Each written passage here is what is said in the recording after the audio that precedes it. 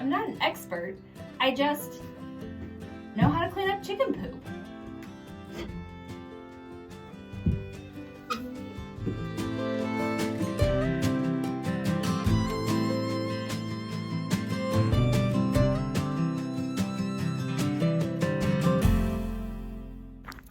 Oh my goodness, it's a nice day.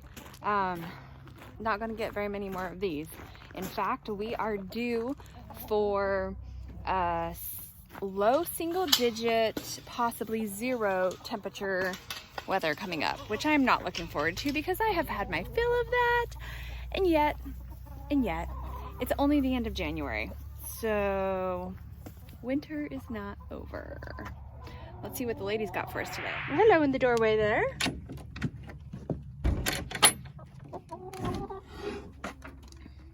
Hi, girls. Yeah, my coop is due to be cleaned out, and with the cold weather coming, we need to get this taken care of so everybody has plenty of bedding. Now is the time to do it because nobody likes, nobody likes frozen poop. Nobody likes frozen poop, and it's really hard to clean up. Hi, Hop. Hi, honey. What you got for me? Oh, what a good girl. Okay, guys, we've already picked up 8 today. So 8, 9, 10, 11, 12, 13, 14. Hallelujah. Now, of course, this weather's going to come in since they've been laying so good. I don't know if they're going to drop in production, knock off again, or if we're going to stay steady. It's only supposed to be, excuse me, honey. Okay, never mind, false alarm. It's only supposed to be for about 3 days. We're gonna get this cold snap. Freezing weather on Saturday, and then like 3 days of bitter cold. So Aubrey's cleaning rabbit cages today. Told her, hey, that needs to get done before because rabbits are the same way. If the poop is frozen, you can't do anything about it. So she's cleaning rabbit cages. I'm gonna clean the chicken coop. We're gonna get ready for this cold snap, and we'll get it done. Just tried to tell me that she needed my wheelbarrow that I'm gonna clean the chicken pen with to clean out her guinea pig cage. Oh, you haven't met the guinea pigs yet. We'll have to do that too. There's way more chicken poop in there than there is guinea pig poop, I guarantee you that. So while I'm getting the tools and implements here, I thought that this would be a good time to talk about, have a conversation while we're cleaning the chicken coop. What happens when the unexpected happens? We have been dealing with this. You know, I mentioned that everyone's immune systems have really taken a hit this year. Everyone's immune systems, just like whole community wide, but in our house was not spared with the immune system attacks. Everyone's immune system's low. You seem to catch everything. It sticks around forever, makes the rounds through the whole family. It's just been a germ fest. It's been a germ fest. And something about having a homestead is you have roosters. Also, here.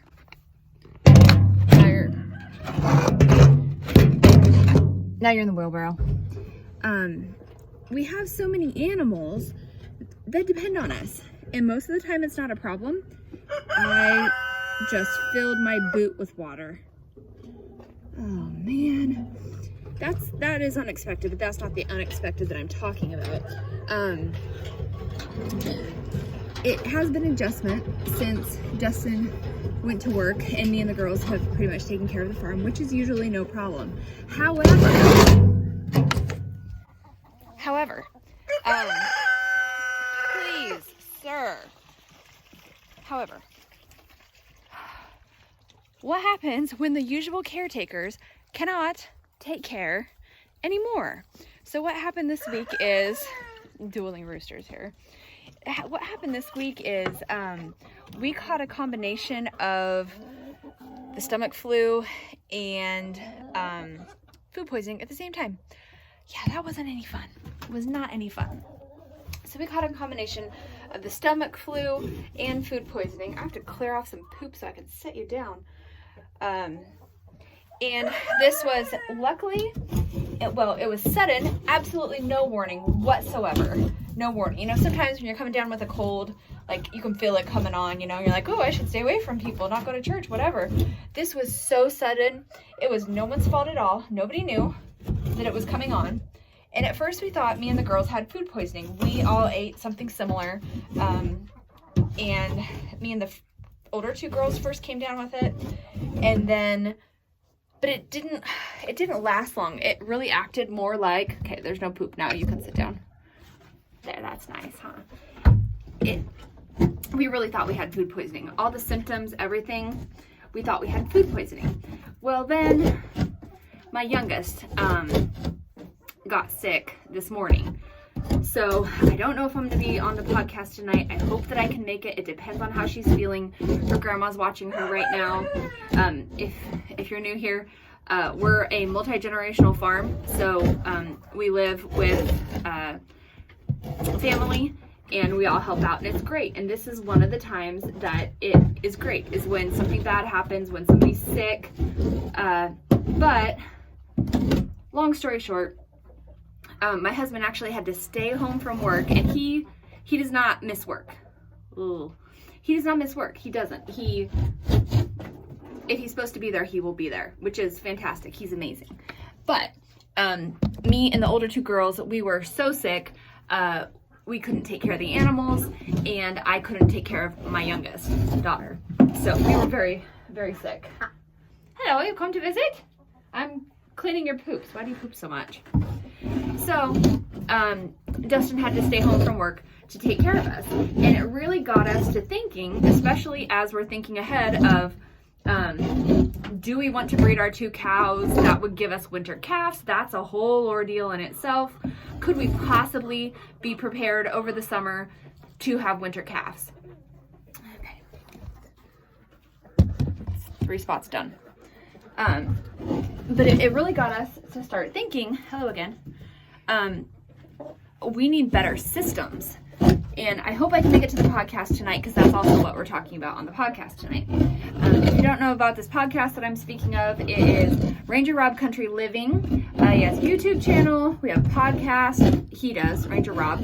And he's gracious enough to include me as a guest host. Most of the time, I get to do that. So that's really great, and I enjoy it. But that's one thing that we're talking about tonight on the podcast is systems and improvements that need to be made. So it really causes a hitch in the giddy up here, especially with milking the cow, but all the way down to who's going to feed and water the guinea pigs, right? And I still have to take you out and show you the guinea pigs. But when the usual caretakers for the animals cannot caretake for the animals, what happens? And in this case, because I was so sick, I couldn't even take care of myself or my youngest child, and the girls could not help out. You know, if I'm down with a cold or something, then the girls and uncle and, you know, the rest of the family members can help out. But it was literally me and my oldest 2 daughters, which we do the chores. That's our daily thing, is we do the chores. We couldn't. And I couldn't even take care of myself. Excuse me. So my husband had to stay home from work. So thinking ahead to possible scenarios like that, what if we got in a car crash? God forbid. But something happened that took us all out. Us who usually take care of the animals.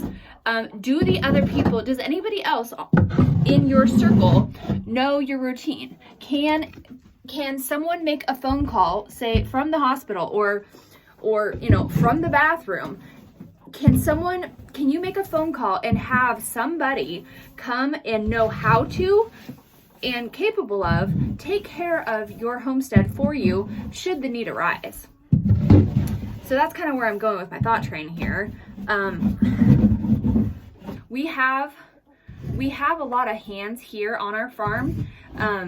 However, most of them were sick. But also, the other thing is that we need to prepare for in the future is that the hands who were not sick, the helping hands who were not sick, the family members who were not ill, didn't know the routine and stuff. So as much as they wanted to help, they didn't know what to do. So that is something that we are going to pay a lot of attention to here going forward. It could even be as simple as a Google Doc, or make up a spreadsheet. You can even use Canva. You type up just a paper that says, just print out a PDF that says this is the animal, this is where their food is, this is how much they get when. And you could have that in your barn or your feed room, but making sure that you have somebody that you can call. And that's why the homestead community is so great. Had we needed them, we could have absolutely contacted John and Debbie, Rob. We could have, if we needed to, we could have reached out, and any one of our people, if they had been able to, they would have absolutely been here. Now, we didn't reach out because, well, Dustin's quite capable, and he was able to get along without me and the oldest two girls. And he did a fantastic job, by the way. He brought us water. He emptied puke buckets. We had like 3 going at a time. Y'all, it was rough. It was rough. And then, so crazy, I've never slept that much probably since the last time I gave birth. Seriously. I lost a whole entire day. Like, I do not remember anything at all. And Dustin took care of everything. I don't remember anything from the last time I puked till, like, when I laid down after the last time I puked until probably about 30 hours later. I don't remember a thing. I don't remember a thing. So it apparently takes a lot out of you as you get older to recover from something like this. But I'm recovered, except for sleep deprived now, because no sooner had I recovered than the littlest one got it. So it was rough. And she's with Grandma right now. We'll see how she feels. We'll see how she feels tonight. I hear my daughter yelling at the horses. They're just being brats. But it always makes my heart skip a little bit faster when I don't know what's going on. She looks okay though. So little one's with Grandma. We're gonna finish cleaning out the chicken coop here. We got the top of the boxes cleaned out. That's the way I go. I go top of the boxes, nesting boxes, and then I go down below. Then it all goes in the wheelbarrow, and then it all goes, right now it goes to the garden. And then we go and get fresh cast off hay and put it back in here. But we are headed, seriously, we are headed to low single digit, possibly 0 degrees with 2-ish possible inches of snow, which I did not want to see again. As you can see, it's like, it's nice. I'm only in a hoodie and a t-shirt and, well, sweatpants, but it is nice right now. This is the nicest weather we've had in a long time. There for a while, the last 2 weeks, I think we got a break. Before that, we had snow on the ground since November, which of course made chores very difficult. But we are busting tail now that we are back in the land of the living to get things ready for the next cold snap. So let's get this chicken coop finished up.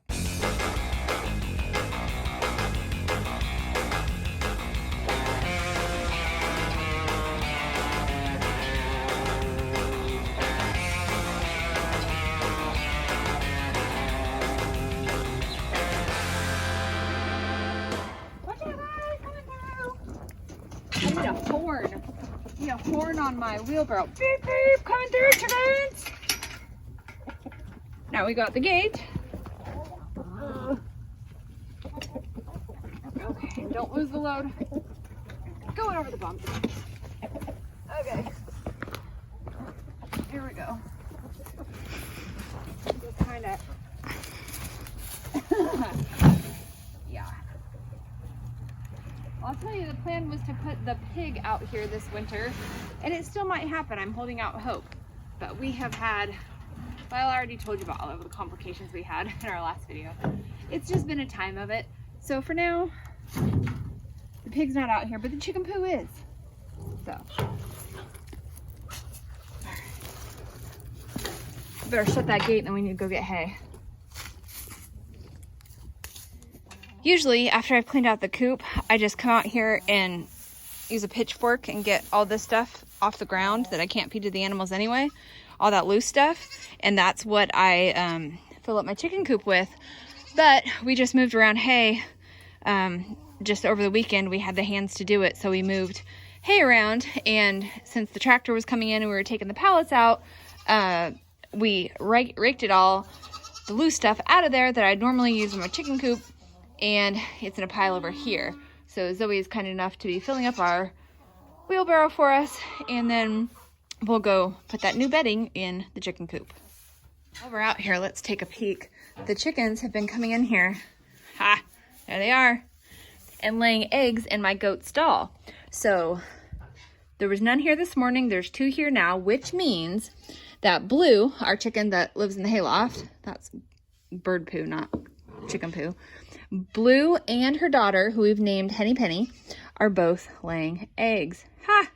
Goat stall eggs. Woohoo! Okay, Aubrey, so tell us what the newest critter on Dragonfly Farm is. We got guinea pigs. Guinea pigs? Yes. What do those taste like? We don't eat them. You don't eat them? There's no light in the tack room because it went out. But, hi babies. They just have some free time to run around right now. This is the incredible condo that they came with. And oh, I can't give you food when you're in the carrier. Okay, listen real close. Everybody be quiet.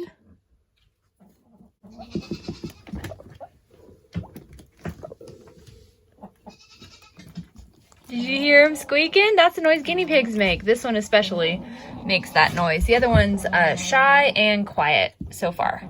He's eating blueberries. Yeah, what's their names? Shamrock and Murphy. This is Shamrock. That's what we're thinking for him. Hi. This is Shamrock because his little ears look like little shamrocks. Oh, there he is. Hi, Murphy. Want blueberry? He looks like a nutria. He does not. Hi. There goes Blue. Every chance she gets, she comes in the tack room. Hi, babies. Now, they're not super duper, what would you call it? Friendly? Personable? Just yet. But if we give them, well, poor Obs, she got them on Sunday night and then got sick on Monday. So they've been taken care of just great, but she just hasn't had a lot of time. They want some blueberries. They just haven't had a lot of time to be held and pet and come inside like. Don't watch your hand when you're giving them blueberries to them. Oh no, your finger looked like a blueberry. But this is their condo, and it literally is, that they came with, which was just fantastic. We had to take off the wheels and the top to fit it in the back of my Jeep. That was an adventure, wasn't it, Aubrey? Yes. We've had lots of bonding experiences this week. Getting these guinea pigs, puking together. It's some mother-daughter fun. When you're sick, you have too much time besides trying not to die to think about all the things that you could be doing if you were not sick, you know? And so I made a whole mental list of things that I wanted to do. So when I got the first ounce of energy back, to be honest, when I got the first ounce of energy back, then the little one was sick. But even with having downtime with her, I still was able to make this mental list of things I wanted to do. Ideally, the dogs need toenail trims. I'm gonna have to go out this way. And my goats need hoof trims. But go on back inside there, chicken.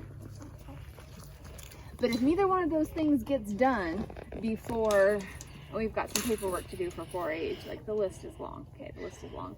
But if none of those things get done before the snow that's coming on Saturday, I would really like to get my goat stall cleaned out. And again, it's just been this battle of, is it frozen? Is it too wet? Is someone available to run the tractor? That's something else I should add to my bucket list for spring. I need to learn how to run the tractor because only the guys around here know how. But, beep, beep, beep, beep, beep, beep. Sugar. Well, we're gonna get this full of hay, so let's go.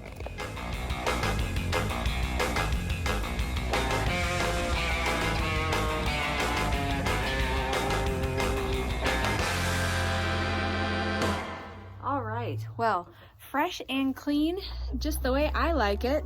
I don't think they actually mind it being dirty and gross and poopy, but just makes sense, right? That the cleaner the coop, the cleaner the nesting boxes, the cleaner the eggs are going to be. You would think that. But this, I could pull an egg out of here right now and it would have poop on it because chickens. So, wish us luck going into this next weekend. We wish you luck wherever you are. Hopefully the weather's being kind to you and your homestead, and we will survive. That should be the theme song of this channel. I will survive. Bark macaw. But yeah, so all right, well, that's it for today. I don't know, if you like this video, let me know. Otherwise, I'll see you again soon. Bye.